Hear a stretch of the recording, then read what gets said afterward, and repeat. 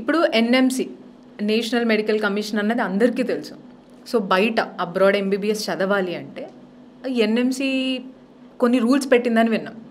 అసలు వాళ్ళకి రూల్స్ పెట్టడం ఏంటి sir? It's a good question. And చాలామంది పేరెంట్స్కి దీనికి కావాల్సిన ఎక్స్ప్లెనేషన్ కూడా చాలా నీడ్ ఉంది. ఇంతకుముందు నేను మీకు చెప్పినట్టు MCI medical council of India ఉన్నప్పుడు ఎటువంటి రూల్స్ ఉండేవి కాదు. They use to release a list. ఏంటంటే మీరు పలానా కంట్రీలో ఈ కాలేజెస్లో మాత్రమే చదువుకోవాలి అని ఒక లిస్ట్ రిలీజ్ చేసేది మెడికల్ కౌన్సిల్ ఆఫ్ ఇండియా ఉన్నప్పుడు. ఎన్ఎంసీ వచ్చిన తర్వాత నేను మీకు ఇందాక చెప్పాను చాలా రిఫార్మ్స్ జరుగుతున్నాయండి అని. సో అందులో భాగంగానే అబ్రాడ్లో ఎంబీబీఎస్ చదువుకోవాలి అన్న పిల్లలకి అందులో కూడా రిఫార్మ్స్లో పార్ట్గానే కొన్ని రూల్స్ అండ్ రెగ్యులేషన్స్ని ఫ్రేమ్ చేయడం జరిగింది. అది కూడా 2021 ఇయర్లో 18th November 2021న ఒక గెజెట్ రూపంలో ఆ రూల్స్ అండ్ రెగ్యులేషన్స్ని తీసుకొచ్చింది.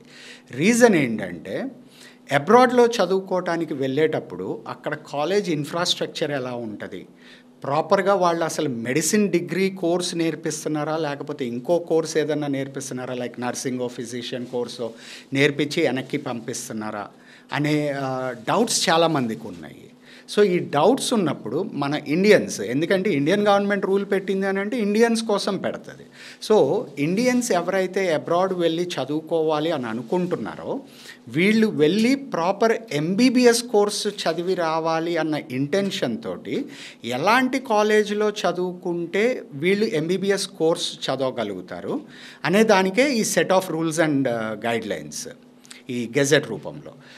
సో ఈ రూల్స్ అనేది ఎందుకు పెట్టాల్సి వచ్చింది? గైడెన్స్ రూపంలో ఇస్తే సీరియస్గా ఫాలో అవుతారా లేదా అనే డౌట్ ఉంటుంది.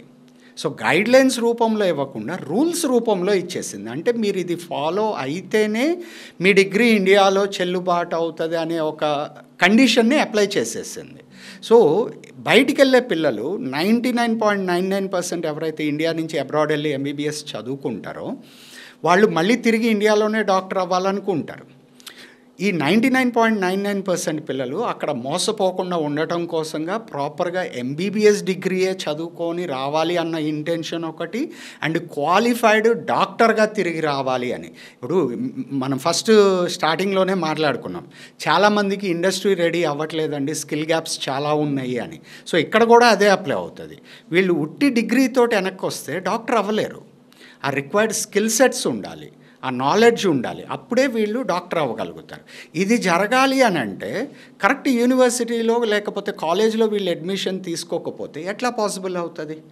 సో డిగ్రీని కొనుక్కొని వచ్చినట్టు అయిపోతుంది. చివరికి నాలెడ్జ్ లేకుండా వస్తే జరిగేది అదే కదా. సో మనకు కావాల్సింది పర్చేస్ డిగ్రీ కొనుక్కొని రావటం కాదు, డాక్టర్గా తిరిగి రావటం. అంటే డాక్టర్ డిగ్రీ సంపాదించుకొని రావాలి, కష్టపడి చదవాలి, ప్రాపర్ గైడెన్స్ ఉండాలి అక్కడ, అండ్ అక్కడ డాక్టర్ కావాల్సిన అన్ని స్కిల్ సెట్ నేర్పించే కాలేజ్ అయ్యి ఉండాలి. సో ఎలాంటి కాలేజీలో వీళ్ళు జాయిన్ అయితే ఆ స్కిల్ సెట్స్ వస్తాయి లేకపోతే డాక్టర్గా తయారవుతారు అనేది ఒక డాక్టర్గా మీకు ఐడియా ఉంది. సో ఈ రూల్స్ అండ్ రెగ్యులేషన్స్ కనుక మీరు క్లియర్గా చూస్తే కంప్లీట్గా వీళ్ళు అది కనుక స్ట్రిక్ట్లీ ఫాలో అయితే కనుక డాక్టర్గా తిరిగి వస్తారు, అండ్ వాళ్ళు ఫ్యూచర్లో కూడా సక్సెస్ అవడానికి ఛాన్సెస్ ఎక్కువ ఉంటాయి.